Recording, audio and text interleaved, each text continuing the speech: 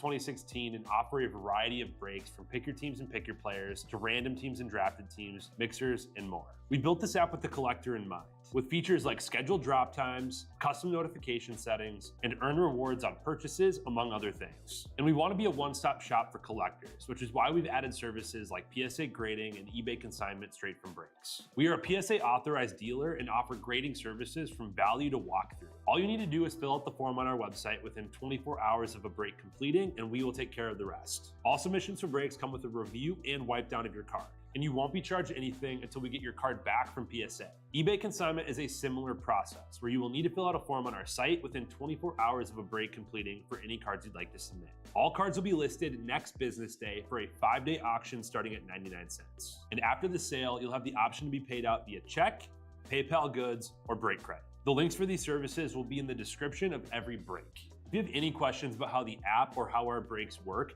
feel free to message us on your preferred social platform. Or jump in the chat of one of our breaks and the break host can help walk you through it. Summer is here and Real Sports Cards is hitting the road on June 16th. I'm talking about the 2025 Real Sports Cards Summer Road Trip, where we'll be virtually road tripping across the country, with a few in-person stops mixed in, giving away something every single day of the road trip tied to the city that we happen to be in that day. All right here on the Real Sports Cards app. But that's just the beginning of the fun, because similar to our collector games last year, you'll be able to accumulate points every single break for a chance to win break credit. The point totals for this will reset weekly, so no matter when you decide to join the fun, you'll always have a chance at the top spot that week. But there will still be a massive prize for the person that accumulates the most points during the duration of the road trip. The road trip begins June 16th on our way to Fanatics Fest in New York City, and will continue through September 7th when we make it back to Minneapolis in time for the grand opening of our new store. We'll have more info on all of this coming soon, which will be posted right here in the app. In the meantime, start grabbing your favorite road trip snacks, crafting that perfect playlist, and filling up on gas, because this is going to be a road trip to remember.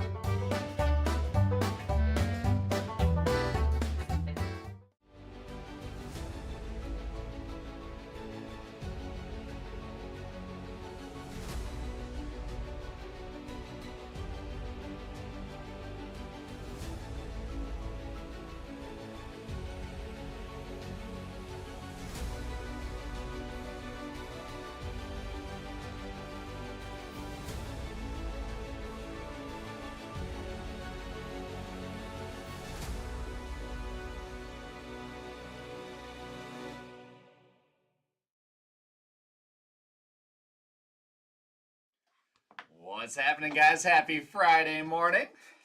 I mentioned to Amberly this morning, like if she was ready for school and excited about school, and she was like, I'm happy that it's Friday.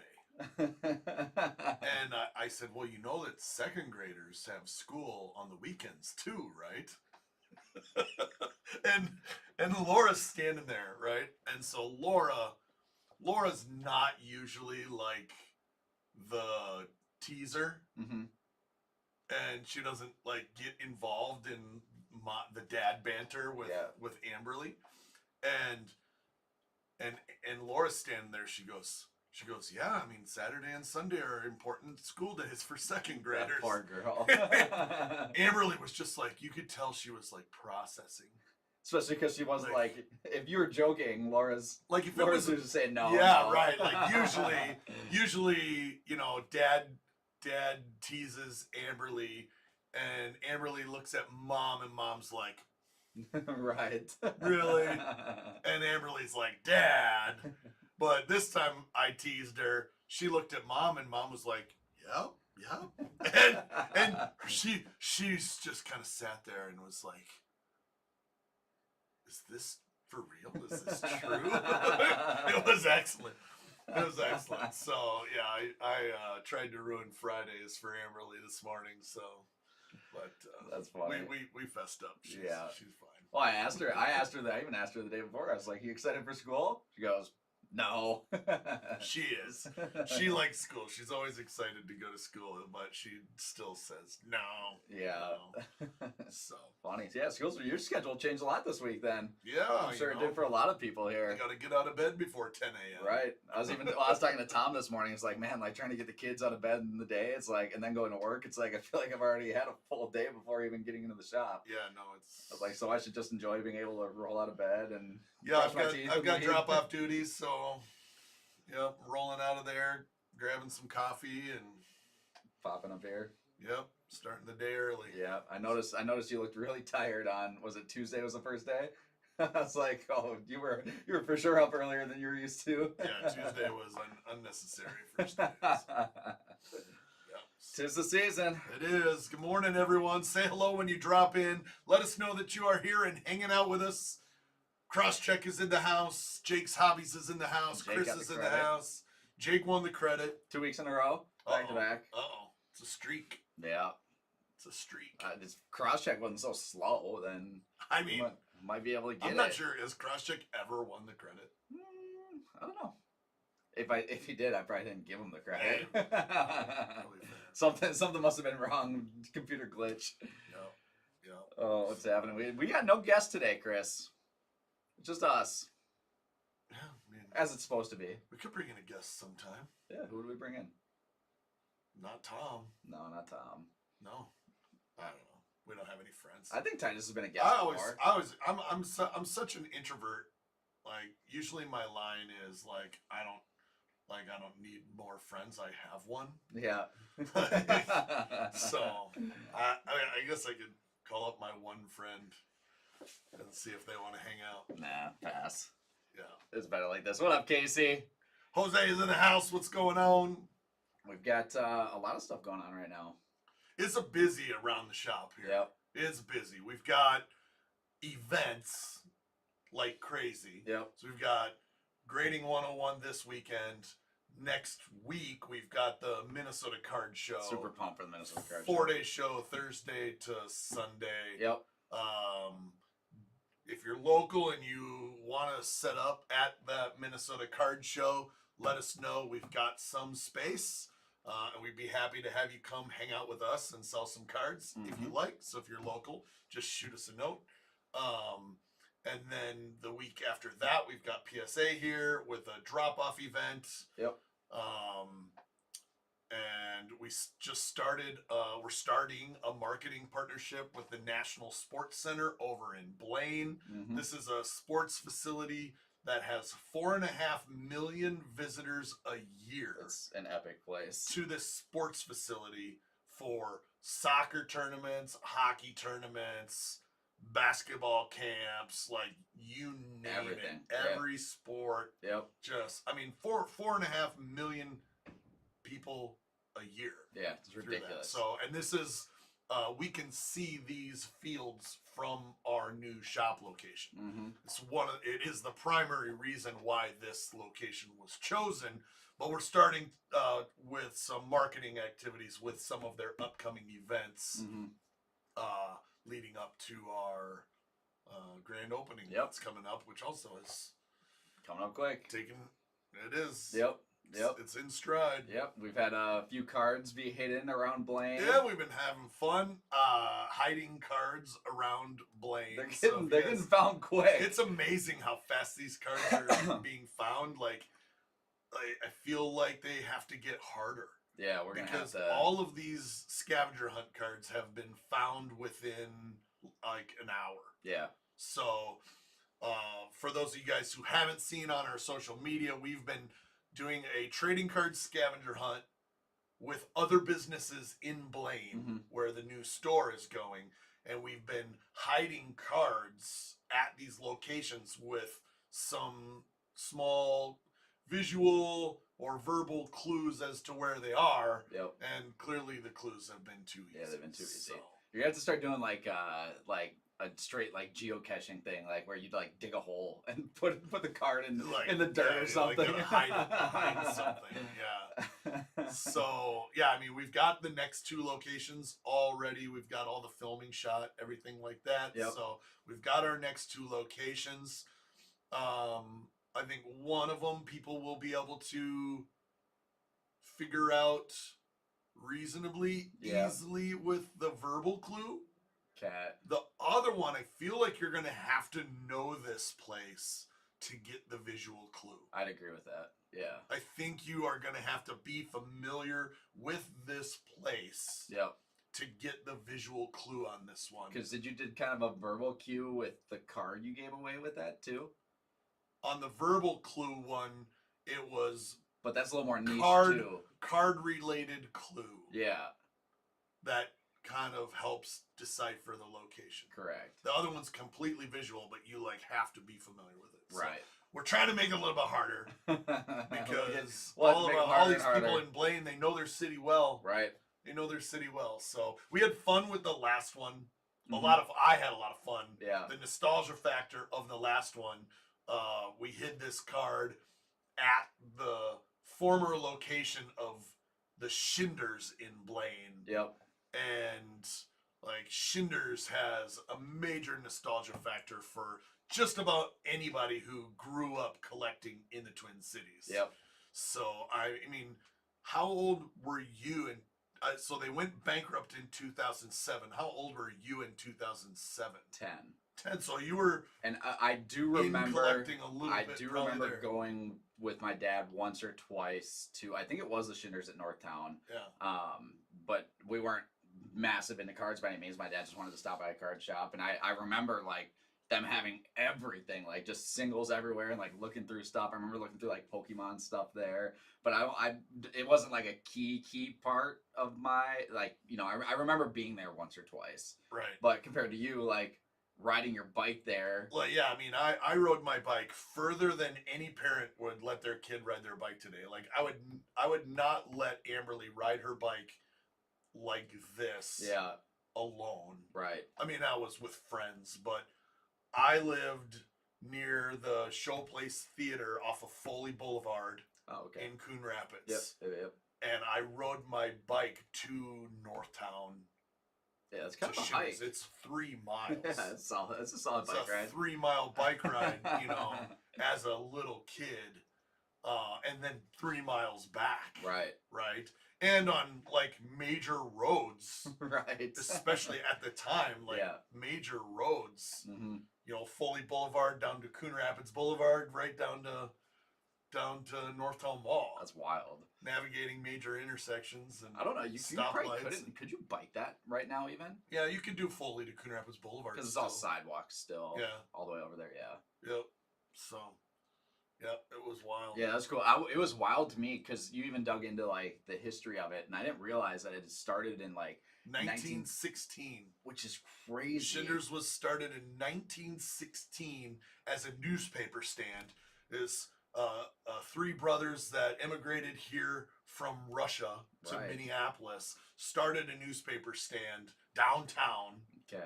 And then ultimately, over the many decades, grew to like 14 stores at their peak in like the 80s and early 90s. So, and then it was newspapers, and then magazines, comics, naughty magazines, and then trading cards. Yeah. So the one-stop shop. Yeah. It almost made 100 years too. That's wild to think of. Like starting in 1916. I mean, when was the Great Depression? That was in the 20s, right?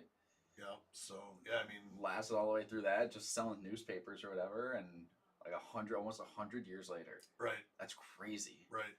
So yeah, I mean, and it was in. It stayed in the family, like, for most of that time. Wow. Almost all of that time, it was in the family. So, but yeah, that's cool. That's really cool. So it was fun. No, it was fun to like reminisce about Shinders. What business is there now? Even a State Farm.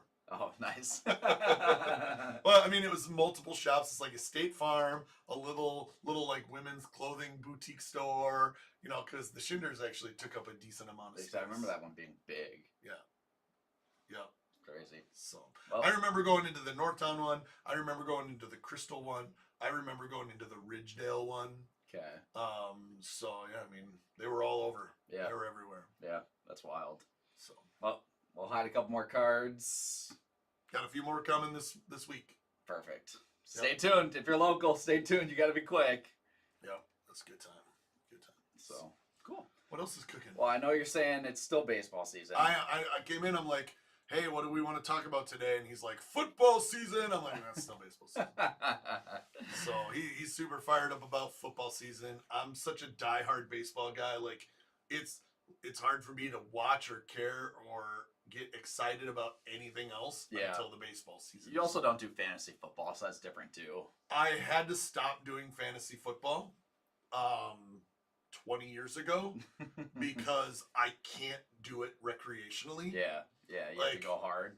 If I'm the type of like OCD person that has to like study and do the math on the odds and the probabilities and the stats and everything like this to craft like the perfect team and then the perfect starting lineup. Yep. And tweaking it based off of matchups like religiously. Mm-hmm. And it just was too much of a time suck for me because I had to do it that way. Did you ever do fantasy baseball? That's way worse. That's what ruined me. Yeah, fantasy baseball. I did fantasy baseball because I was a baseball guy. It ruined me. Making sure you're finding the pitchers that have 2 starts that week and everything like that. Yeah. And, what pitching matchups do the hitters have this week? And it was over.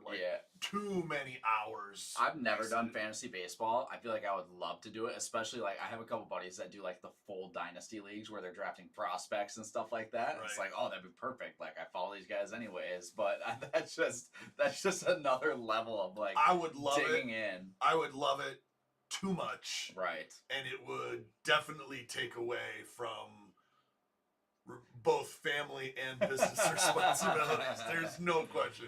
So I just kind of set the bar. Set You're the not bar doing that it. I can't do that. Yeah, then Chris has to do dynasty. That's exactly it. I think Titus does a full dynasty league. Yeah. But yeah, that's not for me either. I've done fantasy hockey a couple years. That's fun. Similar. I've done fantasy basketball. I haven't done those since high school. I think I had a bunch of high school buddies but now I just strictly stick to football, and it's fine. Yeah, it's fun.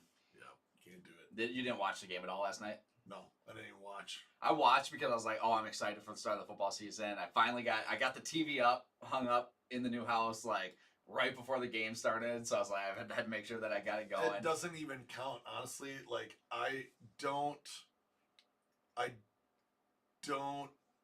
think that you can be proud of hanging the TV in the new house for one reason. What's that? You didn't even have to hang the bracket. I saw. Yeah, it's true. I saw. It doesn't count. It doesn't count. They bought this house and they left the old TV bracket. Which is super nice of them to be They left the old TV bracket on the wall above the fireplace. Yep. And I recognize that. I'm like, that bum doesn't even have to put up a bracket. Like, that's the worst part of hanging a TV. To be fair, I had to unscrew the bolts on the current mount and readjust them to fit our TV and then put it up.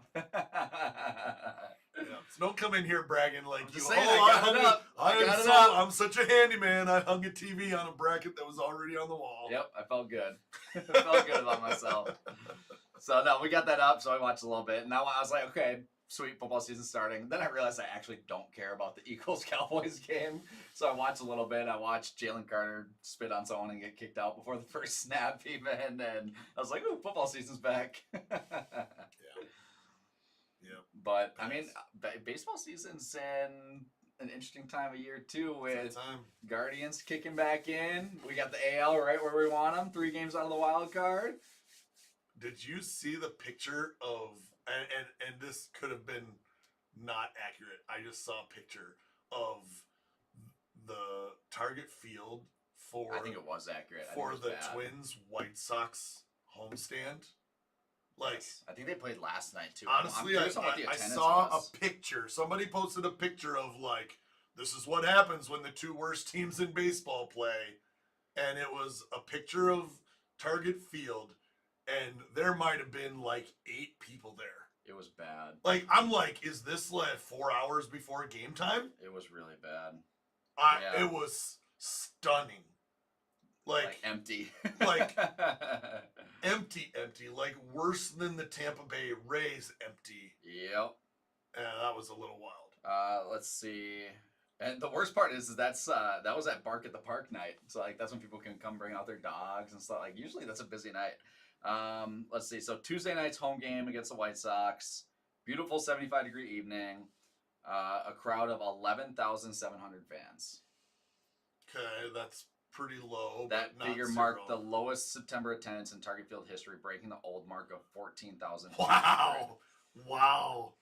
All right, Polads, time to sell the team, Polads. That's wild.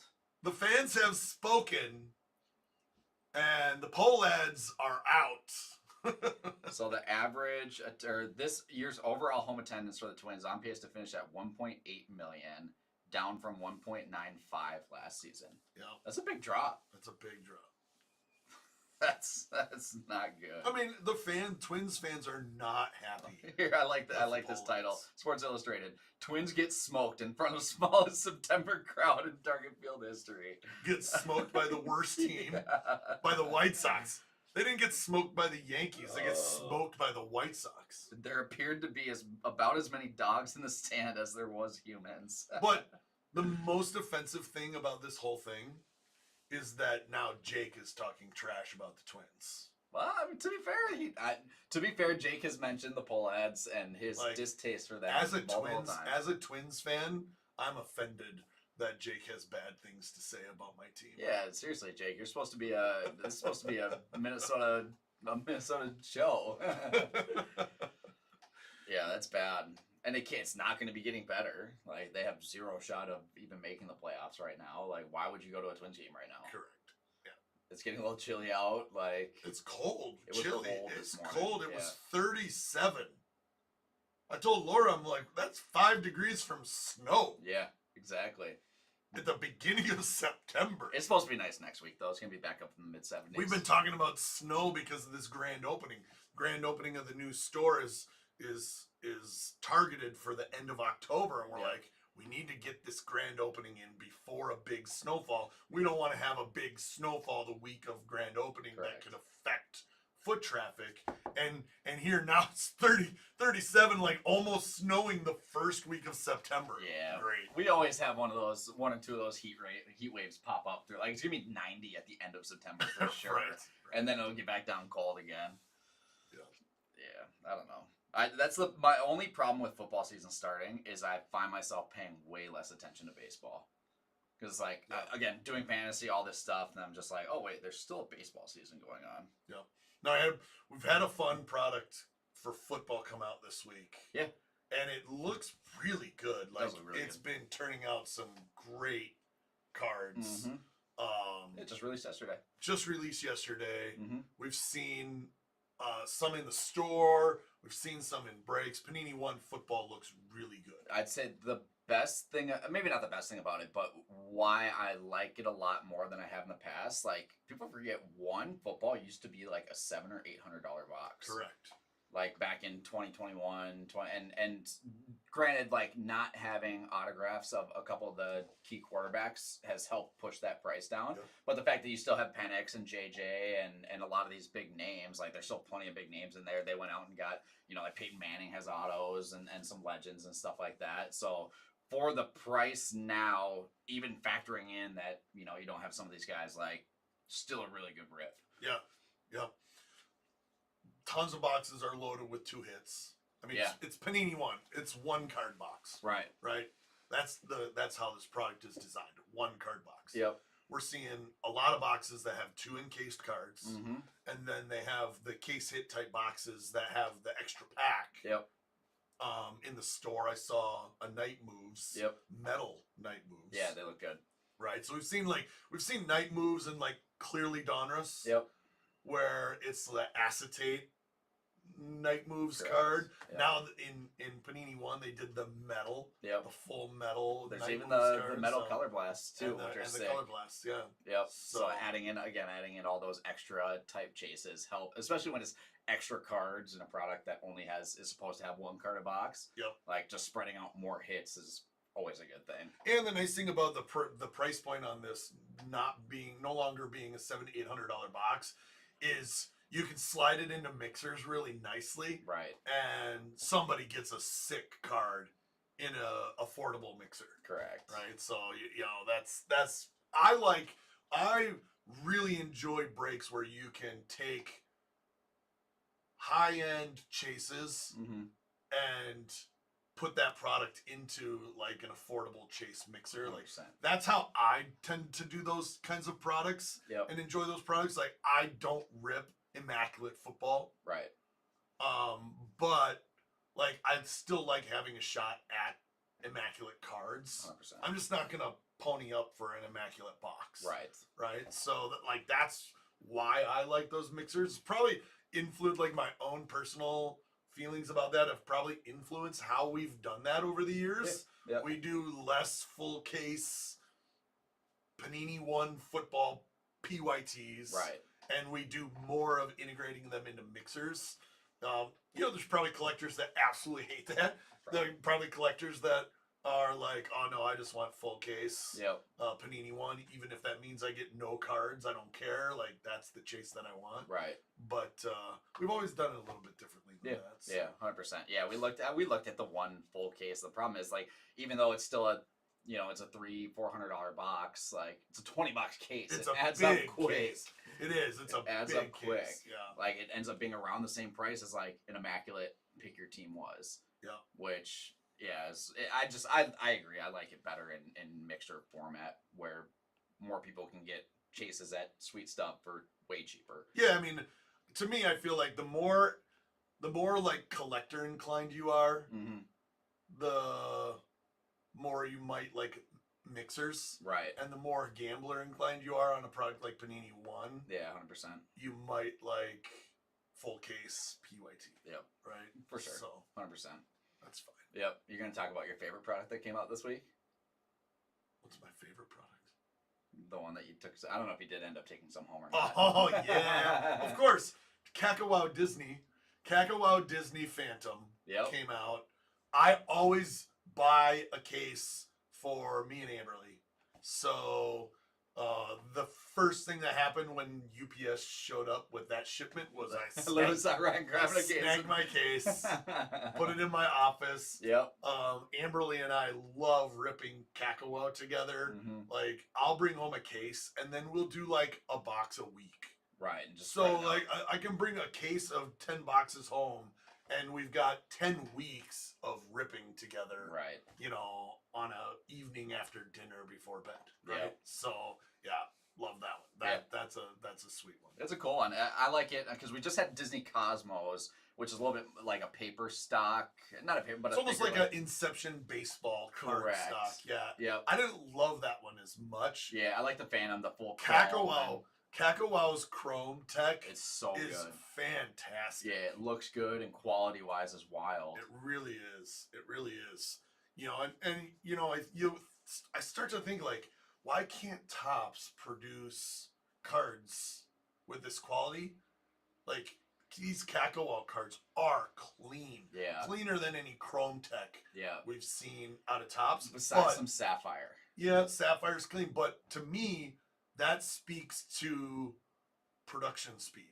For sure, 100%. Right? And like volume, to be fair, too. Well, but it's that's production speed related. Okay. Because if I'm only making 5,000 cases, I can run the production line slower. Yeah. If I have to run 30,000 cases or 50,000 cases, like a Topps Chrome baseball, we're running those lines faster. Right. And when you're running those lines faster to do the volume that you're running, like I'm assuming these lines have multiple speeds that they can run. Right. But to me, that would make the most sense. Yeah. Sapphire, low production. Right. You know, they don't have to crank it out. Yeah. As fast. Yeah. I was looking at when I was ripping Marvel Sapphire last week. I was going through it. I was like, man, it gave like. Because they did this, I think I first noticed in like Formula One Sapphire, same type of thing, low production, where it's just like, man, everything is just so clean cut. Like edges are like perfectly smooth, corners are immaculate, and it just feels like the card itself just feels better, and that's the same vibe you get from Kakawao. Right. Chris asked, are there cards that we hit in Kakawao, me and Amberly? Yeah. Are there cards that we hit that she likes and wants to keep, but I want to sell? 100%. 100%. Like, we'll pull something, or she'll pull something, because I let her open the packs. Yep. And, like, she is not, she's not taking care to not, rip the corner through the To be fair, those Kakawao packs are tough. Yeah, Phantom's a lot easier. Yeah. But sometimes I have to cut the top off the pack and then hand her the pack. Yep. With Kakawao, but 100%, like, I'm seeing her catching hangers on the corners, and I'm like, like, it hurts my heart. I'm cringing inside. I'm like, oh my god, there's gonna be a Mickey Mouse 1/1 in this pack, and she just raked the corner out of the pack, and so yeah, she'll pull some big cards, like low numbered key character cards, and I'm just like, oh man, that's a big card, and I suppress it. Yep. I just suppress it, Chris. I don't talk values of cards with her at all. Like, I don't want her thinking about cards and money and what something is worth and stuff like that. Like, she's 7 and we're just not quite there. She'll get there eventually. She'll get there eventually, and we'll teach her, the right way. But she comes and loves to hang out at the Pokemon trade night.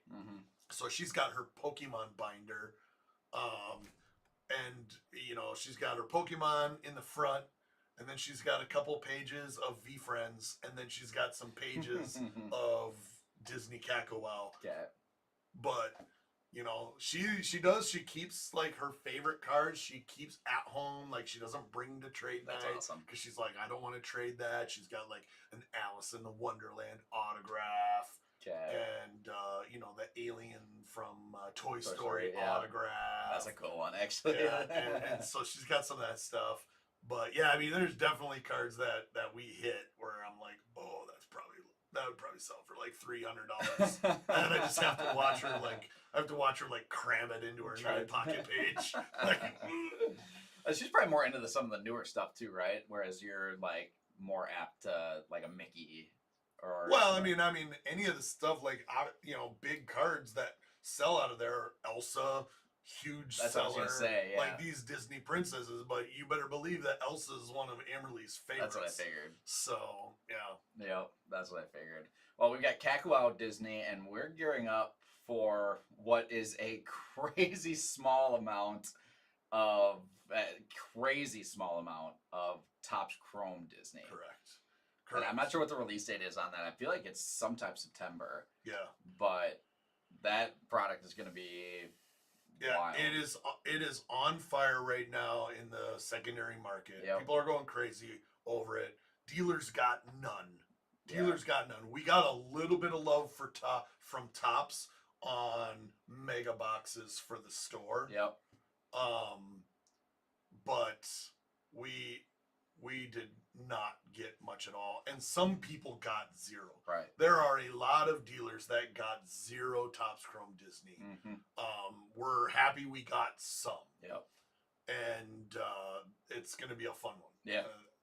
I think, is this the first year that they have done blasters and megas with it? I don't remember if they did retail last year or not. Because I know they did. This is technically the 3rd iteration. The first one was 23, was like the 100.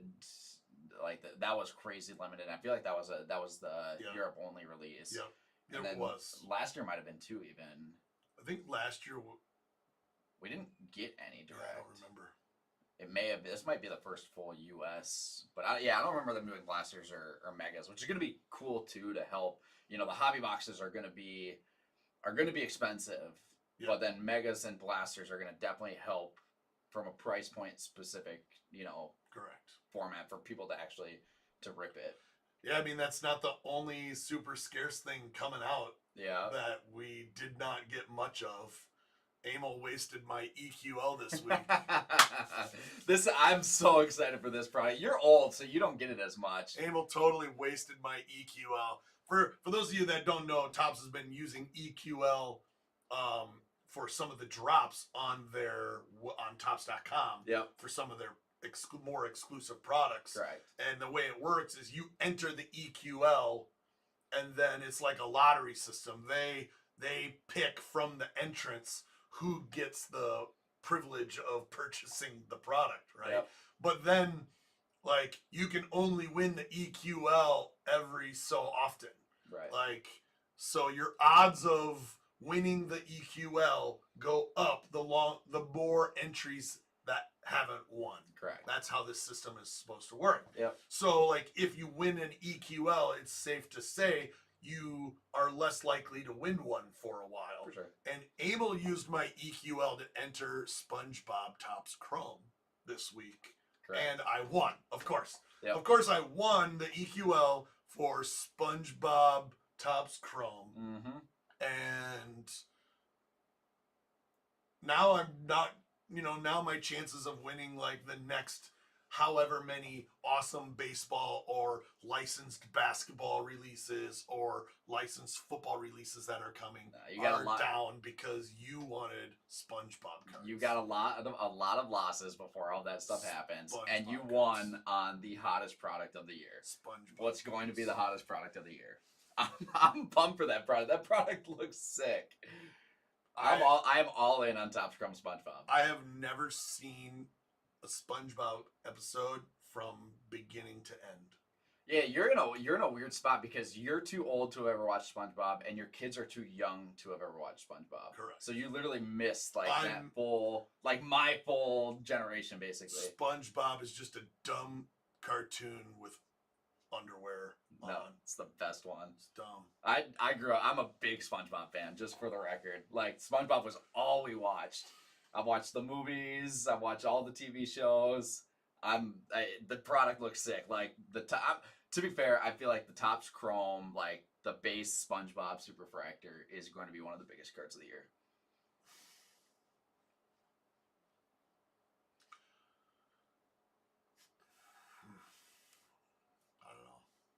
I think it has a shot. I think some of the stuff it's going to be the first time bringing it back. Like, there's so many people that it's a big IP. I know. Like, you can't deny it's a big IP. I know it's a big IP. I just don't have to like it. I might open a box. Right. Exactly. But I don't have to like it. Perfect. That's fine. No, I'm excited. I'm not sure when that officially comes out, but they're doing EQL, so I've got to assume, they just did the EQL. I've got to assume usually it comes September too. Usually it comes relatively quickly after the EQL. So yep. Yeah. Yeah, Jake agrees. Jake's all in on SpongeBob. That was all that was the main cartoon that I remember watching. I know there were other like kind of like reality like Disney shows, but as far as like straight cartoons, it was really SpongeBob for me. Now, what will get me excited is something like Topps Chrome Transformers. Okay. Sign me up. Sign me up for Topps Chrome Transformers. Yep. With Megan Fox autos. Then I'd be in. Movie type Transformers, original cartoon type Transformers. Yeah, see, that's before my time. Like, sign me up. I'm in. Yep. Topps Chrome He-Man. Sign me up. What's He-Man even? I don't know. Maybe I've seen that before. I have no idea what that is. I have the power. That's my He-Man. You really don't know Oh He-Man? no, I've never watched it. This is an old show. I've never watched it. I've seen that before. Topps Chrome Thundercats. Crosscheck says Topps Chrome Thundercats. Okay, He-Man aired from 83 to 85. It was literally only 2 years. Dude, it's epic. Oh, but then they did They other got all kinds of them. 1990 to 91, Masters of the Universe. Oh, they did 2002 to 2004. Oh, they're still doing it. They're still doing like new iterations of it. Yes. See? What was SpongeBob's air dates? That's what I'm curious. Topps Chrome G.I. Joe. That'd be kind of cool. Topps Chrome G.I. Joe. We got, honestly, like, probably the most epic IP they could sign would be Topps Chrome Nintendo IP. That'd be sick. I'd be in on that. If they think could of how sign, far Nintendo spans if back. they could sign Nintendo IP, and you could go and you could do Mario. Topps Chrome, like, what's a Superfractor Super Mario? Right. That would be bigger than SpongeBob by a million times. A million times bigger than SpongeBob. 100%. Mario Superfractor would be the biggest card sale of the year. I think so. 100%. I think so. Donkey Kong, Zelda. I mean, I played Zelda all the time. What you could do a crossover IP between your sports licenses and Nintendo, and you could do like Topps Chrome Tecmo NFL. That'd be sick, actually. You could do, Topps Chrome Bases Loaded. Yeah, with current players. With current players. That would be one of the hottest products ever. I mean, the potential for Nintendo crossover IP is just nuts. Yeah, that would be epic. Insane. I would die for that. Jake's, I love Jake's. Topps Chrome Teenage Mutant Ninja Turtles. That'd be cool. Sign it up. Yep, that would be cool. Like, there are so many. I mean, I tend to believe that nostalgia loops happen in 30-year periods. Right. Right? So, and I think that like 1952 Topps and that 1950s Topps baseball like came back around in the 80s because those people that were kids in the 50s now are adults with collecting age kids. Yeah. Right? And we are smack dab in the middle of like the next 30-year cycle, and we're towards the end of that next 30-year cycle where like now we're 30 years from all of these properties, right? Like all of these Nintendo properties, all of these cartoon properties, right, things like that. So now the people who watch these are at like age of having kids at that collecting age. Yep. And that's when that window starts. Yeah. Right? So to me, like, this is the time. This is the time to bring back trading card assets for all of those cool. IPs. Yeah, that'd be cool. It would be amazing. Along that same train of thought, like I think I saw somewhere on social media this week or last week about how like vintage it not necessarily won't be a good investment, but when you look at like these 30-year loops of like, okay, the mantles and I mean, obviously some of those are different, but a lot of this stuff in vintage that's so big right now and so hot because the vintage market's on fire. Vintage alongside with insane. a lot of other high-end stuff. Yeah, I mean, a PSA 1 Mickey Mantle 52 Topps like a $30,000 to $35,000 card. Ridiculous. Like, that's nuts. Is there a point in time in maybe it's another 30 years that people just don't care about that stuff as much anymore? I mean, the problem and the challenge is the people who care about that stuff will start to die. Right. Like, that's the sad truth of the people who, one, collected those cards at some stage of their life, and two, watched those players play. Right. Like, those people just eventually die. Yeah. And so the number of people who watched Mickey Mantle play baseball gets less and less and less and less and less and less and less every year that goes by. Right. And you have to wonder, like, how is that going to affect the future collectability of Mickey Mantle? Yeah. Now, on the flip side, Ty Cobb cards and Walter Johnson cards and Babe Ruth cards and Christy Mathewson cards and Cy Young cards, like, everybody who watched those players is gone. Yeah, I think some of those guys are gonna be kind of absolved from that type of thing because that's just like a different tier. Sure, but Mantle's probably in that tier.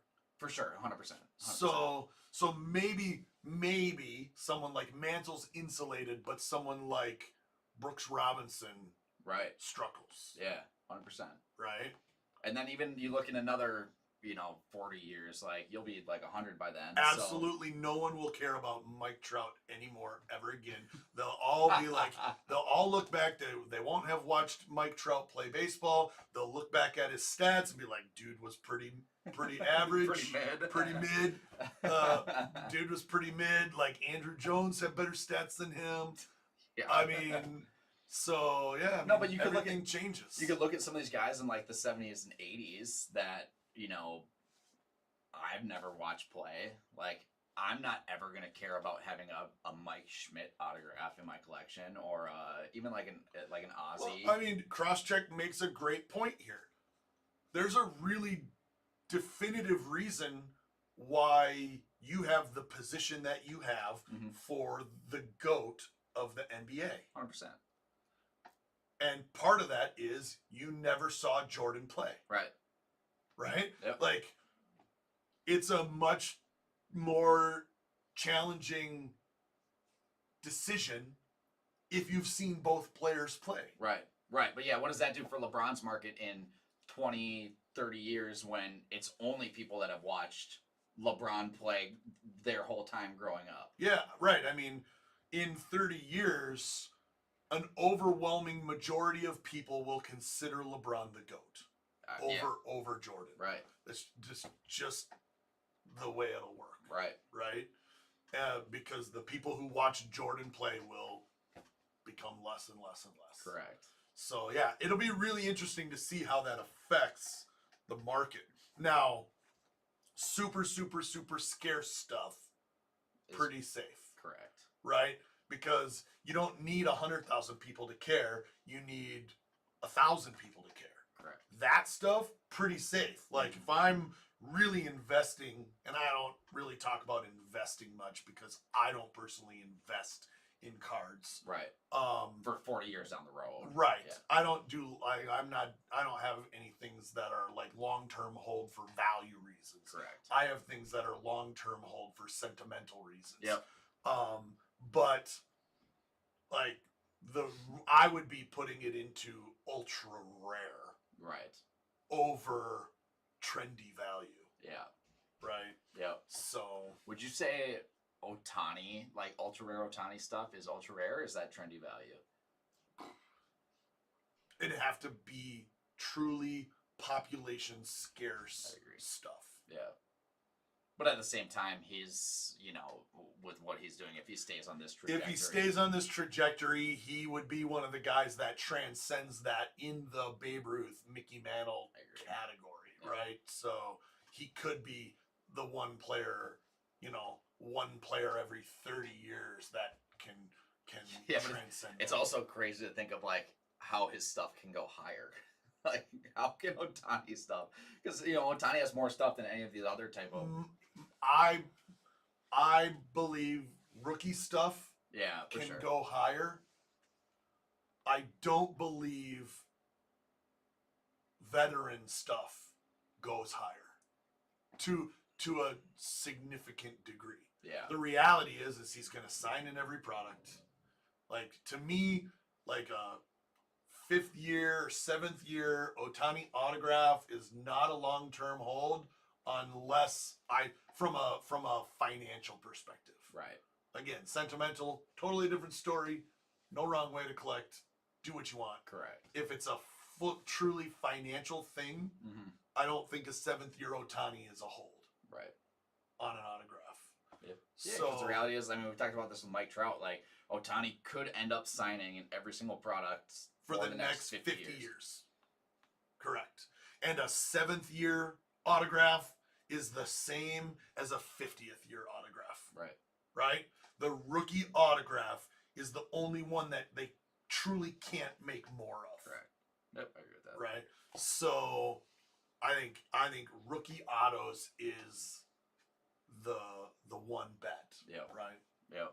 So no, Chris, he needs to pay for his Hawaii resort. Yeah, no, it's interesting to kind of like that's gonna be wild how that all plays out. Yeah. Especially with stuff being so hot right now. Like we talk about how the vintage market and some of these ultra high end cards, like it just stuff is going. I'm not saying it's getting to COVID levels, but we definitely saw a dip over the past couple years. Yeah. And now correction. Market correction. Yeah. Yeah. But then where things are at right now, it's like, man, like these cards just keep going up. And we look at that with Pokemon too. It's like, I mean, Pokemon's a different story for different reasons. Wild. But it's like every month stuff is jumping up by wide percentages. Right. So yeah, I don't know. Yeah. What other? We've only got a few minutes left. Other releases this week or coming soon? Yeah. So today's a cool one. So it was a short release week. We had one football. We had Kakao Disney. We had Topps Chrome Sapphire come in. Baseball. Topps Chrome Sapphire baseball, which has also looked really good. It's been epic. Yep. And I think it's one of the first years of Sapphire baseball that they've done like Sapphire selection autos of not just rookies. Yeah. So you've got guys like Ohtani in there and Witt in there and some of these other top superstar guys. Not long-term hold. Just loaded with color and that sort of stuff. So Sapphire baseball has been really, really strong. Today's a really cool product talking about different IPs with Topps Chrome boxing. Oh, today? That's today? Today. Wow. So Topps Another Chrome, product they made almost zero of. Correct. Almost zero. Yeah, we have almost zero of it. But yeah, so another interesting IP that's headlined by a lot of cool names, both current and old. So you've got some of the, Tyson Furies and Jake Pauls and guys that have been more popular as of late. And then you've got the Oscar De La Hoyas and the Floyd Mayweathers and and a lot of like old school type guys. Did Mayweather sign? Yeah. Wow. Yep. It's kind of epic. It's going to be a big card. Like, there are going to be a lot of big cards. Like a Floyd Mayweather Superfractor auto. Like an epic. It's going to be a big card. Big card. Yeah, 100%. So, are we breaking any of that? yeah, we have a Pick Your Boxer dropping at noon. A Pick Your Boxer drop. And this may be the only one, if not like one or two, maybe. Two. So 1 or 2 cases, guys. That's it. That's all we have. Yeah. So yeah, we just don't. If you're interested in boxing, dropping at noon. Yep. Like that's the only choice. Unfortunately, not one that you're going to be able to watch, see if you like it, and then buy. Correct. We just don't have it. Yeah, so. and we're seeing that with a handful of products lately. Some of these, limited type of releases, like we're just not. They're limited for a reason, right? Like they're just not making a ton of it. Yeah. So they go quick. Yeah. But yeah, it looks cool. Yeah. So, she has caddy issues. Asked, have we discussed Bo Jackson Battle Arena? We've had internal conversations about the Battle Arena products. Mm-hmm. To be honest, the Griffey one that's coming looks like it could be really cool. Yeah. They are charging a ton for the stuff. I think they took care of some of the guys that were early in and supporting the company. I think that, like, when you're a startup company, that's what you should do. Mm-hmm. Like the guys who have been supporting Battle Arena for years, got better deals on the stuff. We didn't. Yep. And so to buy like to pre-order the Battle Arena Griffey product that's coming is just super expensive. It's really expensive.